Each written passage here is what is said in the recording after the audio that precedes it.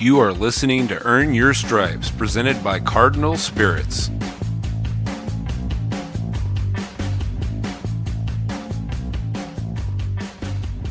Hello and welcome to another edition of Earn Your Stripes. I'm Justin Albers, joined by my co-host, as always, Max Bielfeldt. Max, how's it going?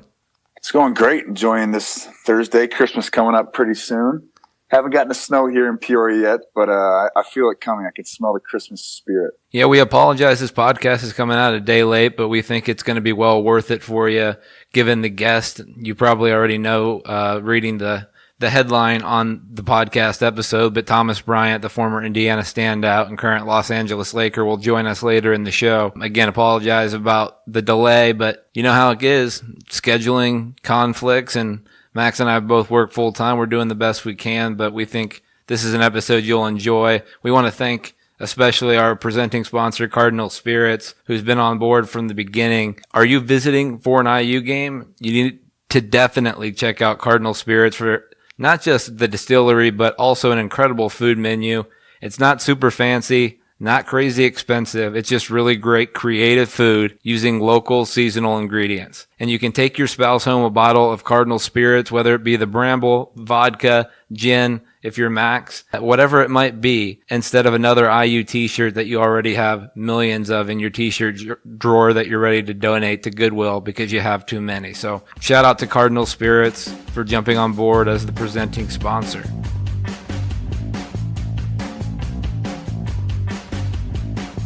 Normally a Tuesday segment, but this is a special Friday edition of Listener Questions. We have two of them for you this week. Hopefully you'll enjoy them. The first one comes from Tyler Thompson. He wants Max's opinion on the differences between John Beilein and Tom Crean's coaching styles. Yeah, this is a question I get asked a lot. I get asked, how are they different as coaches? How is Michigan and Indiana different as a school? And for this one, so the styles, it's really interesting. I actually, whether it's the leadership styles, coaching styles, everything above, I actually wrote a paper on it at Indiana because I was in a graduate school classes and it was comparing two bosses that you've worked for. I'm like, really the only, main bosses I've worked for in my life are Beilein and Crean. So I decided to write the whole paper on that, and I kind of broke it down. It was really interesting actually when I laid it out on paper. A lot of the things that one's really good at, the other lacks a little bit. And it's kind of interesting because overall, I'd say just the systems they run is, they're different. Beilein is slow it down. I think this year they're like at the bottom 5% of possession time, really holding the ball for possessions, almost like Wisconsin does a lot. And, Crean was up and down, and, and everyone always asks which one's better. Everyone tries to figure out which one's better. But, I won Big Ten championships at both, and, I really enjoyed playing for both. I had to be, let's say, in a little better shape to play for a Tom Crean team than I did a Beilein team, just slowing down, obviously. But, just the styles overall, it's just about people's value system. What do you value most? Beilein, it was executing cuts at the precise time and making, the back doors and everything you had to do in his system. The timing, the footwork was all scripted down to like each little thing. So that was really interesting. Crean, I think you could see how much he valued energy. I think, sometimes on Beilein teams, we would try to run our stuff a little too much and not just play. And that was, a downside of sometimes. And Crean, it was the opposite. Sometimes we'd get running too much and not run as much stuff as we should. So it was really interesting playing for both of those coaches. Definitely very different styles. And I think it just gives me a good perspective on basketball and what works. I'm really kind of grateful for having to be able to play for two top tier coaches.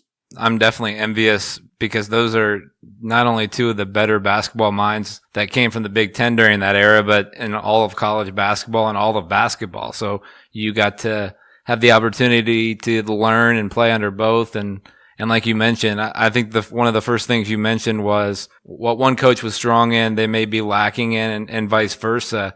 And that kind of brought to my mind how vital it is for a head basketball coach in college to really fill out his staff, to be able to look at himself and identify his own maybe coaching weaknesses or areas where he's not as strong and fill his staff out so that those areas are not compromised, that they're filled by other people. Yeah, I think what you're speaking to there also applies to the business world as well. Going to business school and understanding, people just we did the personality, Kiersey personality test the first day going into grad school, going into business school over the summer.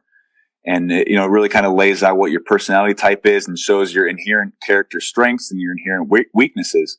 And it's interesting. If you pair people together and pair people's strengths, and that's how you form the best team. So what you're saying with coaching, applies to business. If the CEO is this kind of person, and he's the kind of guy that can light a fire under people. Sometimes he may get too emotional and have to take a step back. It's the other thing. It's the exact opposite the other way. It's just about finding who works best with you and getting a team that really covers everyone's Achilles heels. This isn't a listener question, Max, but it kind of goes right off of this. What were the differences in Beilein and Crean's pregame speeches, and what were those like?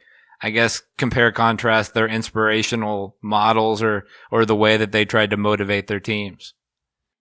At Michigan, it was every time we had all three assistant coaches say a little something. So it would first be Bakari Alexander, then Lavelle Jordan, then Jeff Meyer. They all have a couple minute segment. They would say something. And then Beilein would come up, kind of wrap it up. It was very organized. Whereas, Crean pretty much led the entire speech in the Indiana locker room, and he was reiterating all the points where, assistant coaches would add in. It was a little more natural, but it was more prepared, kind of things that Michigan said. It was, I'm thinking Bakari Alexander, when he got up, he comes and he has a can of Pringles and he's walking around the room just weirdly slow and putting a Pringle on each one of our shoulders, and just comes to the front and says, "Guys, if we want to win today, we got to have a chip on our shoulder." It's like, oh my God. All right. It was like, that's just kind of how it was. It was each coach being able to do their own unique thing. Yeah, I think that's interesting insight. And I thought you and Thomas, in an interview you guys will hear later on in the show, really got into some specific stories and times that you guys shared at Indiana. And I think the listeners will really value that insight. Last question comes from Susan from Evansville. It's for both of us. She really enjoyed the one-word answer question. I think that should become a regular feature at some point in the future of this podcast, in one word. Max, let's run through these real quick. Just what comes to your mind, your favorite, and then there's about 9 or 10 of these. What's your favorite food? Favorite food, I'm going to go with my mom's lasagna. I'm going to go with my mom's spaghetti and meatballs. Dessert. Shout out to the mothers. There you go. Dessert? Favorite dessert, I'm going to go with bread pudding. I'm going to go ice cream cake. TV series. Game of Thrones, hands down. I got to go. I always go back and forth on this. I really like Shameless, like Thomas Bryant mentioned. I'm going to choose Entourage. Favorite movie? I'm going to give 2. I always say my favorite action movie was Gladiator. Favorite comedy that always is funny to me is Step Brothers. Yeah, I like both of those too. I've always gone back to Remember the Titans just because of the age I was and how that inspired me as a sports fan. So I'm going to go young Denzel, Remember the Titans. Favorite type of music? You know what? I've kind of gotten into a little bit of like a little electronic. So I'm going to say electronic. Yeah, I knew you were going EDM route. I would say my favorite's hip hop, but I listen to all genres. Max, your favorite musical artist? Favorite artist? I'm going to say Illenium because I'm going there. I'm going to a concert up in Chicago tonight. Yeah, we got to get you out of there, get you out of here quickly for that. But I'm going to go with Drake. Pretty simple answer for me. Favorite song? Song Old Thing Back by Matoma. Gosh, you had that one figured out. Yeah. I really like Bittersweet Symphony by The Verve. Ooh, good call. The one that they used to play before IU games at Assembly Hall just before the tip. I don't know if you were playing when they still did that, Max, but I always enjoyed that and kind of got goosebumps whenever that came on. Yeah, I think Jay-Z's got a good remix of that one too. That I probably have like 900 listens to on my iTunes. I'll have to get on that. What's your favorite Christmas song? It's beginning to look a lot like Christmas. See, I was going to go in the same direction. I don't necessarily know the names. I know. I just got to sing it. Mine's the one that goes, "There's something about Christmas time that makes you wish it was Christmas every day." I'm not going to sing it like you. I don't have the pipes like you do, Max. But I appreciate that. Something about Christmas time, I imagine, is probably what it's called. Favorite vacation spot? Ooh, vacation spot. I really like Maui when we went out there to play basketball a couple of times. And Maui's gorgeous. Hawaii is incredible. Yeah, I've not been there. I've been to Cancun, and that's really the only place I've been outside of the United States. So I think I'm going to go with Cancun. A lot of nightclubs there. Nobody sleeps. Never been. Final two. Favorite thing to do in your free time when you have it? Yeah. It depends what time. Like at night before I go to bed, I try to read a little bit just to like put me in a sleepy mood, or I'll probably binge watch little TV shows. Yeah, I'm kind of the same. I enjoy ending the night with a comedy on Netflix, or maybe playing a little 2K with music on in the background. One of those two things. And then finally, your favorite sport to watch besides basketball? Ooh, favorite sport to watch besides basketball? I'm going to say NFL Sunday when my fantasy team's in the championship. And Tom Brady plays like and trash. Tom Brady doesn't play the worst game of his career. Yeah, I think the obvious answer is football, and I think you got to go NFL. I haven't been as big on college since they went to the playoff for whatever reason. I watched the playoff, but the regular season means very little to me. So that's been our listener question section for this episode of the podcast. It's cold outside, but really warm at Andrew Davis, where you can save $200 on cool outerwear, suits, and sport coats from now until Sunday, December 24th, Christmas Eve. The Peter Millar collection, soft coats, are really special and will sure make you look great at Christmas. And if you're looking for a place to live in Bloomington, Indiana, look no further than 10th and College Apartments. I lived there and had a great experience. Right now, they have an Instagram contest going on this week. Anyone who signs a lease enters into a drawing to win a $150 gift card with the grand prize of $500. So get down to 10th and College today, located on 10th Street and College Avenue, right where you think it'd be. And we know how stressful that leasing process is. So if you're a current IU student and incoming student, make sure you sign that lease early. Take advantage of this competition because you don't want to be left without a lease come February or March. So sign a lease with 10th and College now. Appreciate them jumping on board as a new sponsor of Earn Your Stripes.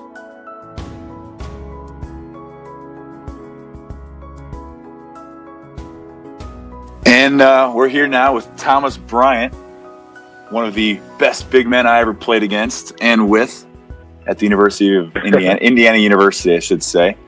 We got, if you can't tell by that laugh that everyone knows and loves so well, this is Thomas Bryant. Thomas, how you doing? I'm doing good. How about yourself? Man, I'm great. I haven't talked to you in a while. You're out there living the West Coast life, so it's tough to get to see you these days. I know it is, man. It's kind of tough, but it's the grind. It's the grind, man. Dude, so all right, just like for everyone that doesn't know, like what's your life look like these days? I saw you've been dressing a little with the Lakers, doing a little G League. Like, how's that going? Yeah, it's just going back and forth, staying patient, just waiting for my time, really. And then just taking advantage of the time I have now with the G League, just to get better through day in and day out. Regular days are just always just waking up, grabbing some breakfast, and heading to the gym, mostly doing that, getting to work in on the court, and then doing a little bit of film after, and also just resting your body. Hey, Thomas, really enjoyed watching you at Indiana, and over the summer league, I got to see you quite a bit, and the emotion that you brought to Indiana, you definitely brought to that summer league Lakers team. Question for you about, obviously you were a very emotional player. It often fueled you, fueled the crowd, fueled the team when you were at Indiana. Talk to me a little bit about the line between the emotion being a positive thing for everyone around you and maybe the emotion sometimes being detrimental to your performance and trying to kind of find that balance. How were you able to do that? It seemed like you figured it out over the course of your Indiana career, but just talk to me a little bit about finding that right balance and showing the emotion to be positive, but not letting it become detrimental to you or your team? Oh, it's a very fine line, but it takes a time with maturity. Just maturing a lot and just knowing the game of basketball. A lot of times in the game of basketball, it's going to be runs, there's going to be up and downs. But always having that fire to fuel a team, helps a lot. And I always wanted to fuel my teammates in a positive standpoint. Never in a negative way. And a lot, like I said before, it takes time. It takes a lot of time, with a player that has to mature a lot, and then just finding the ways, like if we're on a run or something, or like if we see each other being sluggish out there, just bringing that positive energy towards the team. Thomas, speaking about maturity, dude, how old are you now? 20. You're 20. Oh my God, man. You're 20 years old living the grown man world, dude. Good for you. I know, Good man. For you. I would say, you're playing with grown men now. It's when we played together, like you thought I was old, like your perspective's got to change a little bit, right? Oh yeah, it changed a lot. I bet. Shoot, you even growing facial hair yet? Yeah. Yeah, I'm just joking with you, man. I'm just joking. Dude, so I'm thinking like, all right, when you and I battled in practice every day and, I would just use my weight and you would use your athleticism, height, and NBA talent. So I'm curious, dude. So like, all right, I've never played in the NBA. I've never played in the G League. I've never done the NBA practice, but I played against some guys while they're in college. All right, you're playing with them, man. What's the biggest difference? What's the biggest things you noticed about playing from college ball to the NBA G League? Just a lot. It's a lot of attention to detail. Just you just gotta learn. You have to be really open minded to really anything out here, because a lot of guys have a lot of clout in this league, and then there's the guys that have been in this league because they do the hard work, the dirty work. You just gotta. When you're a newcomer, you have to be anxious to listen and learn a lot, and just be patient. The real big thing right there. Right. Who's the oldest guy in your team right now? I was probably out of Luau Deg or Andrew Bogut. Oh man, those guys have been there for a while. It's weird to think about. Just like the NBA lifestyle. When you get off the court, remember, like when we're playing together, we go grab some Chipotle or something after practice. Like these dudes have to go home and see their kids, their wives and kids. Yeah, isn't that why? It's a completely different world. But yeah, man. So quick question next. So we got some fun ones, just some fun questions. So, give me favorite story that you can remember about playing at IU. With or without me, although it'll probably be with me because obviously if it's your favorite, I'm probably included. Yes, of course. What do you got? I have to say favorite memory. One big memory I have was when we beat Notre Dame, when we came back down from 20 plus twice. That big comeback, and also winning the Big Ten championship on the road at Iowa. Definitely. Those were some fun ones. Say again? And also the film sessions we used to have too. You like those? Now that I think about it, I did like them because they were kind of funny. Well, yeah, because everyone's getting, ripped a new one there. It's like Crean I swear, Crean thought I was the slowest player that's ever played from in his life. He's cutting the film and he's like, Max, you're in slow motion here. Like, I remember Dave Anderson was in there with us at one time and he left film session and he was like cracking up and he's like, oh my God. He goes, Crean absolutely killed you in there. I'm like, Dave, I'm telling you, like, that's your first time in film. That's an easier day. Held us to the highest standards.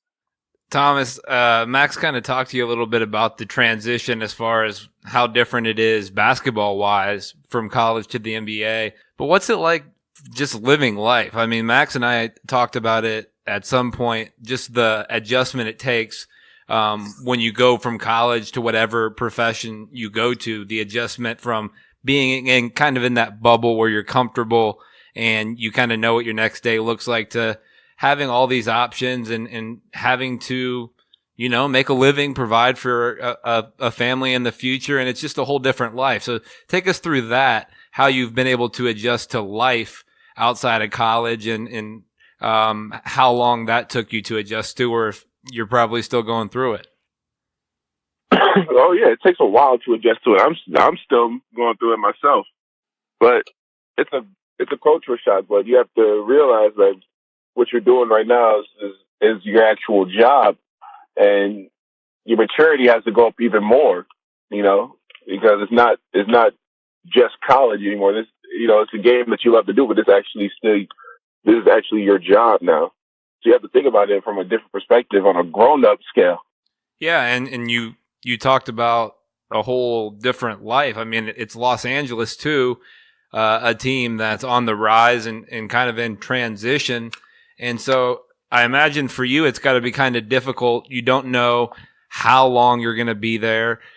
So, I mean, like just from a housing standpoint, are you renting? Are you trying to save money? I mean, that's got to be a huge consideration too, given that market and how difficult it is to make the transition from college to being a rookie in the league.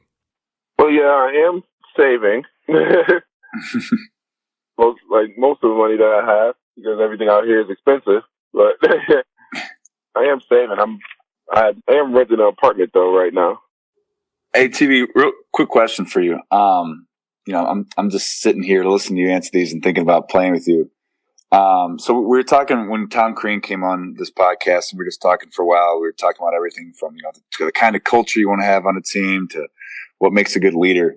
Now that you've played with the Luol Dengs and the Andrew Bogut's, who do you think? You have a different perspective on it? Who do you think's the best leader you've played with? And this isn't me fishing for any compliments. You don't have to say me. I'm just asking. But I'm curious who the best leader you played with was, and kind of what made them the best leader in your eyes. Shoot. Really, it all happened that freshman year with you guys. Oh, man. Appreciate that. I was that team like you guys because, we all held each other accountable. And, we weren't mad at each other. We could take criticism, and take it for what it's worth. And, it's to help us. A lot of times Yogi would do that. Nick would do that even though we didn't want to hear his mouth most of the time. You did it a lot for me. Which helped me a lot throughout my college career because I had to mature a lot, and being with that veteran team that we had, to help us through the hard times and guys that have been through it before, and know what it's like, just to help us out and everything. That really helped me for the long run.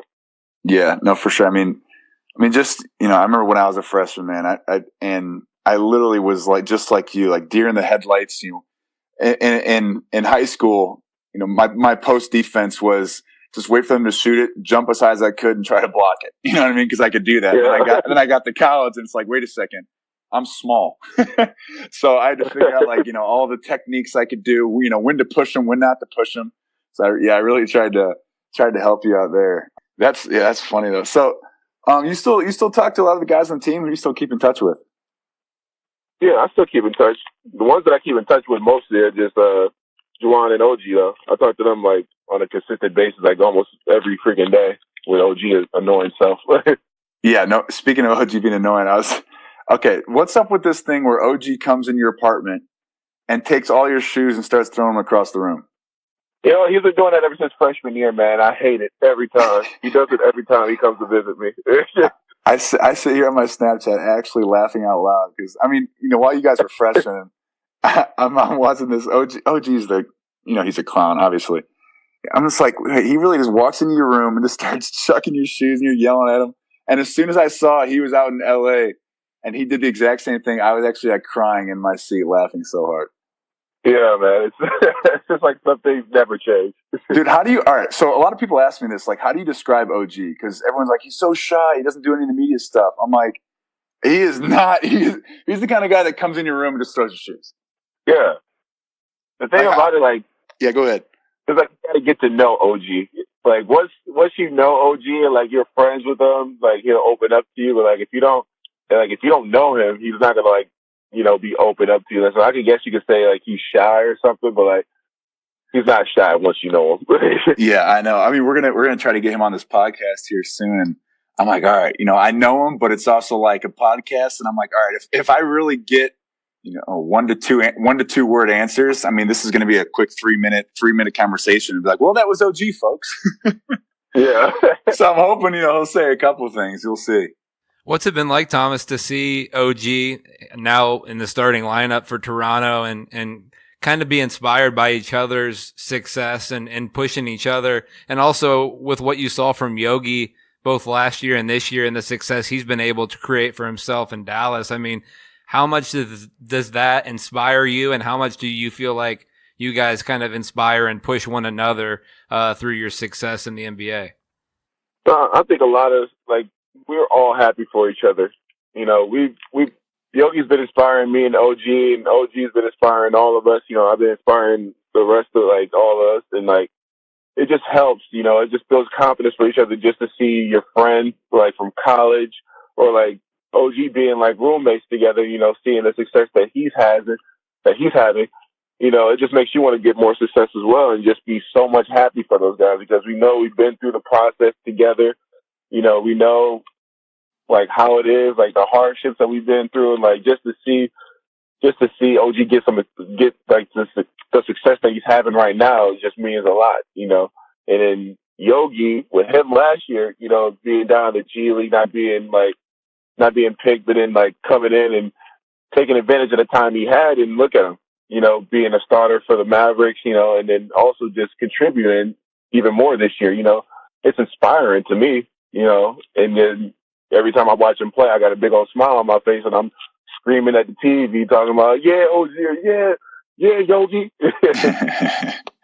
Hey, so all right, Thomas, I'm all right. So what's the biggest thing you miss about college basketball versus being in the NBA? I know you're actually making money now. You don't have to go to school. That's probably nice. Well, what do you miss the most? I know I kind of miss, obviously being out of basketball. I miss a Crean guy that would honestly, every day try to hold you accountable and push you to be your best. And you got to kind of figure out a way to light your own fire now. I was wondering if you're kind of going through the same thing, and if your coaches are as much of a motivator as Crean was, and what do you miss in general from IU?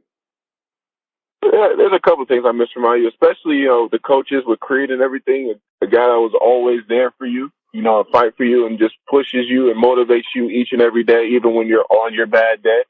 Even when it's one of those bad days, one of those days.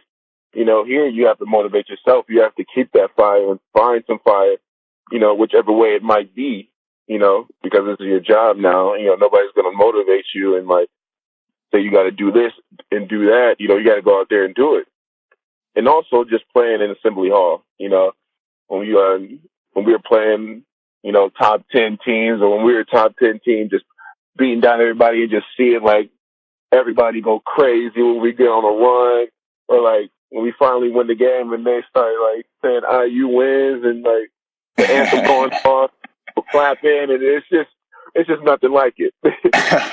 Man, I feel you getting excited right now on the phone. I'm over here, my adrenaline's going.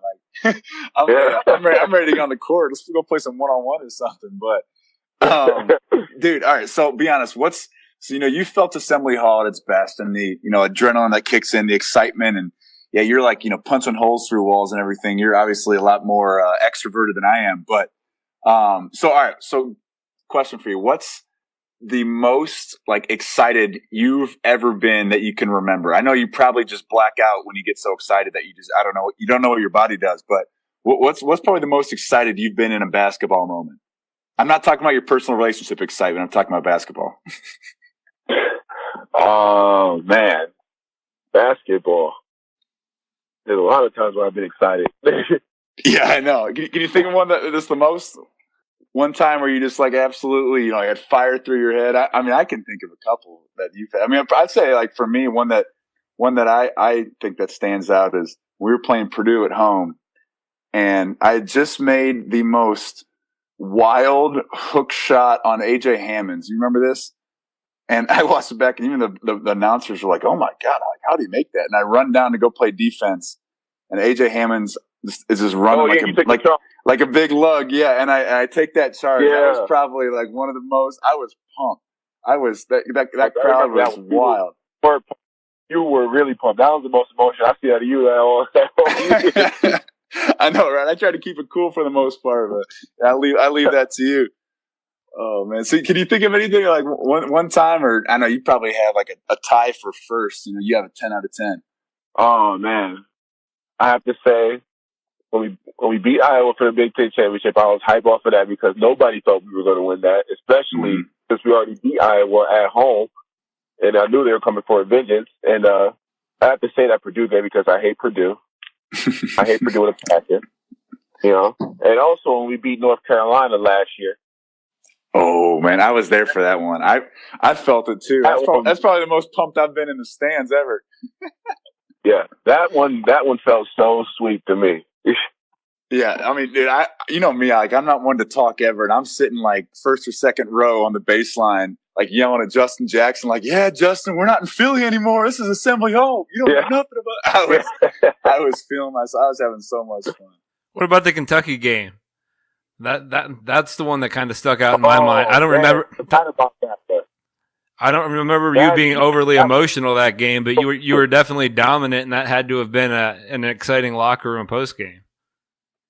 Oh yeah, that one was really exciting. That one, I can't believe I forgot that one. That one was that.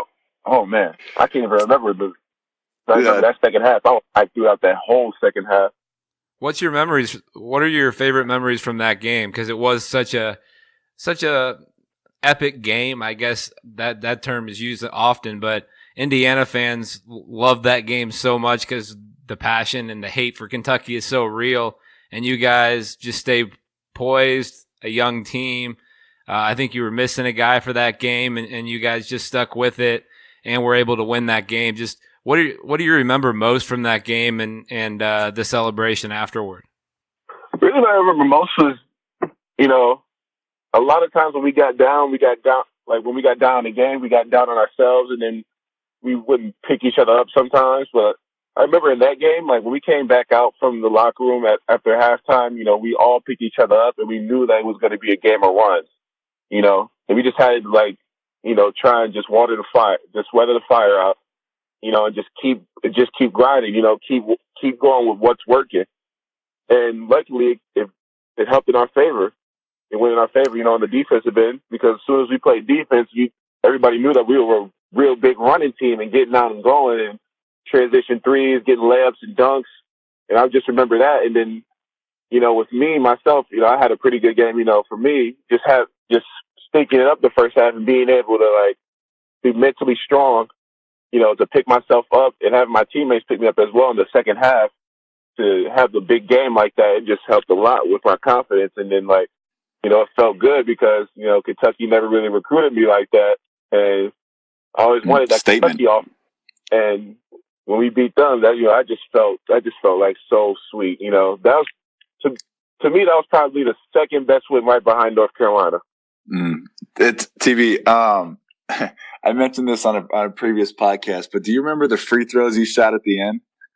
The ones that I passed to you, like there's like a minute or two left in the game, and I passed it to you right after Crean was like, "Max, get it into Yogi. Don't pass it to Thomas."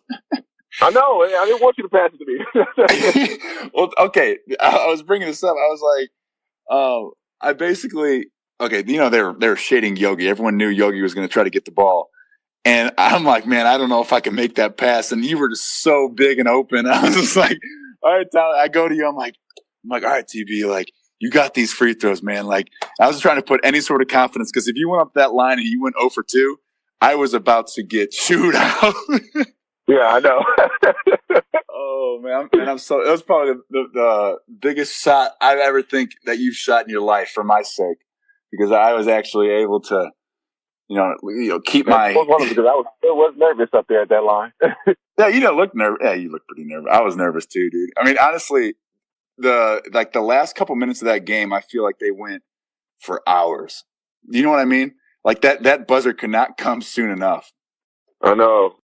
Thomas, how much, we talked about Tom Crean a little bit earlier, but how much are you still in contact with him, and how much of an inspirational source is he still for you? Well, me and Coach Crean talk on a consistent basis, not all the time like we used to, but like, you know, I still talk to him from time to time. He still talks to me, and he's a big figure in my life. I always go to him for like advice or anything because he really taught me like the attention to detail and just like everything really matters. And I stuck with that ever since I've been with him. Have you had any opportunity to see Indiana play this year? And I mean, just how much have you been able to stick up or stay up to date with the program and watch Juwan and the other guys with how busy your schedule is with the NBA? Yeah, I caught a few games of them. I caught a little bit of the Duke game before we had a game ourselves, and also the Louisville game, and also and there was one game where Juwan had a real big game, and I saw that, and I was really proud of him. But yeah. I've been trying to keep up as much as I can with IU.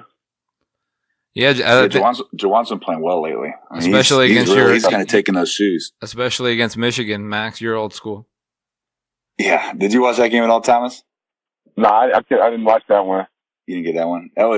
You remember that one when you and I played, though? When we went up to Michigan? That's probably, dude, talking about the most excited I've been. 28-0 or something like that?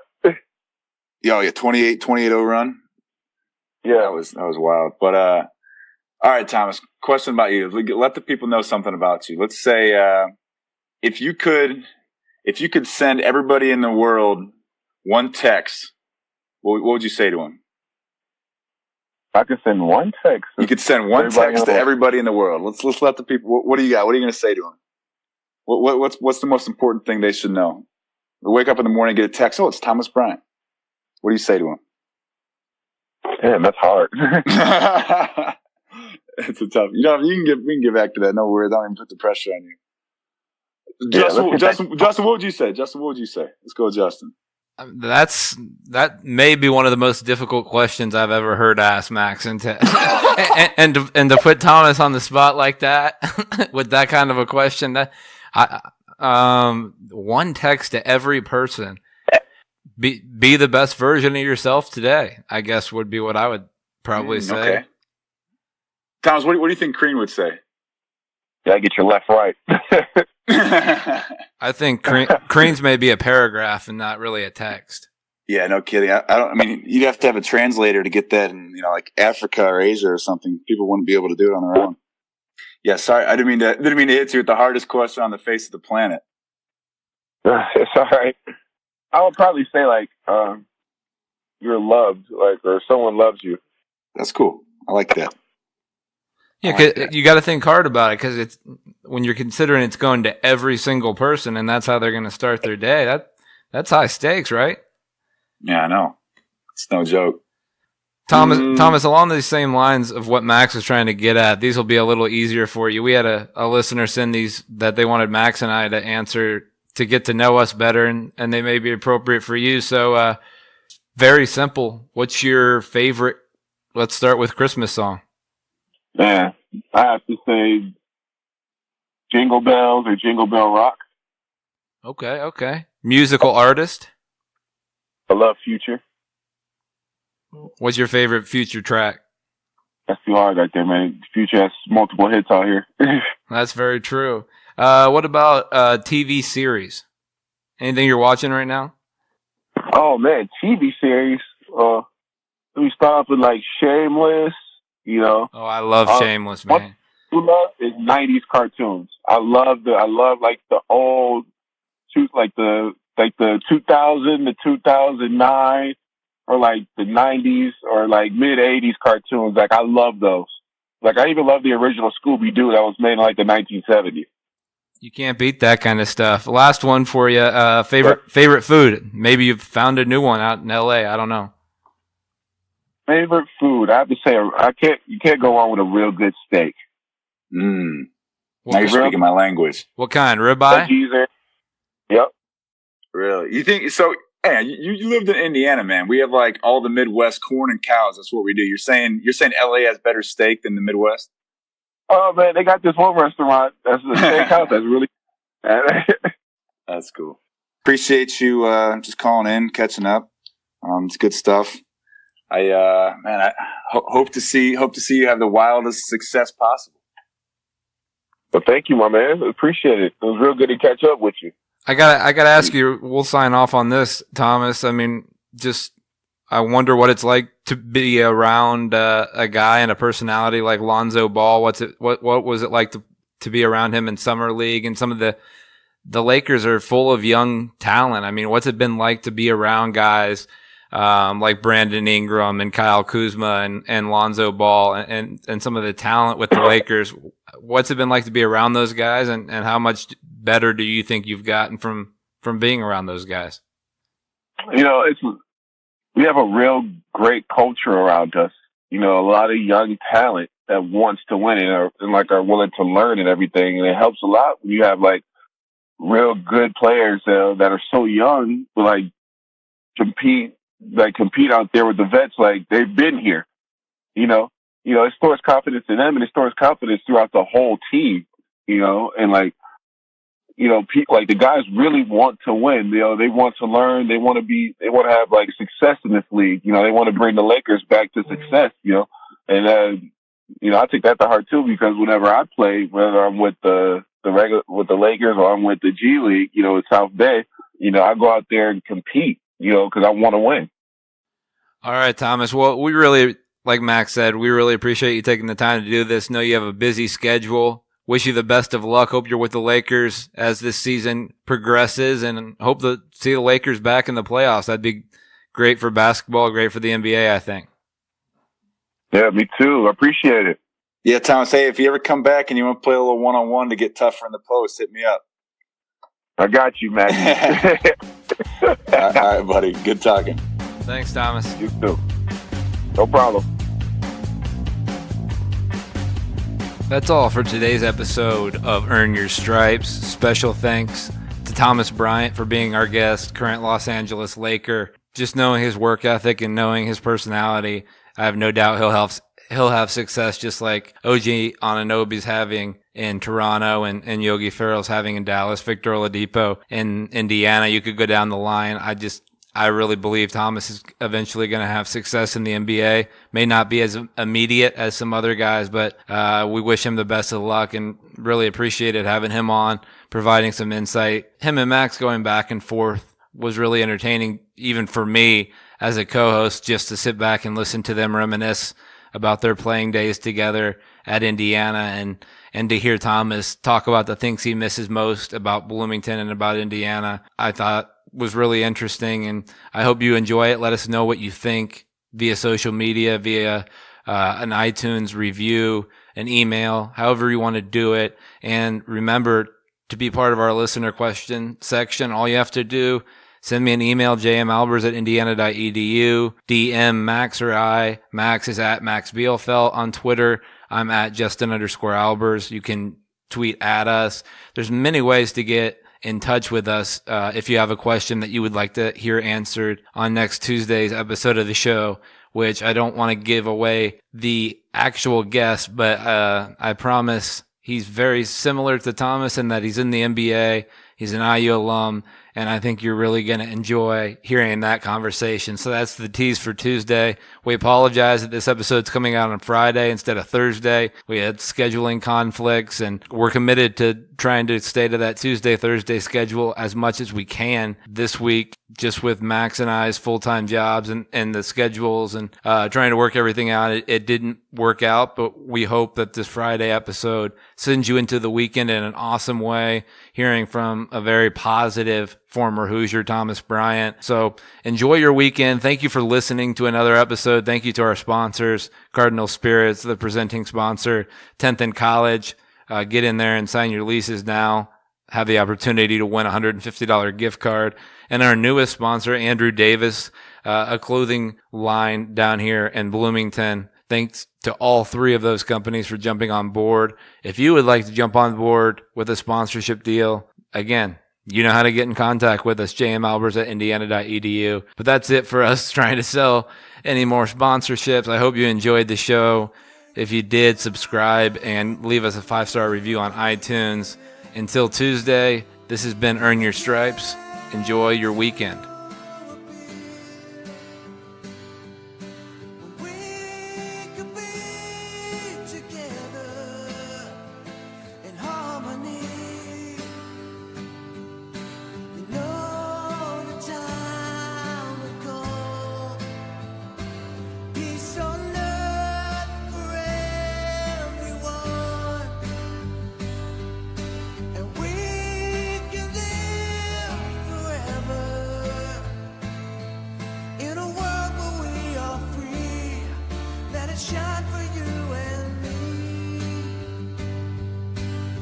something about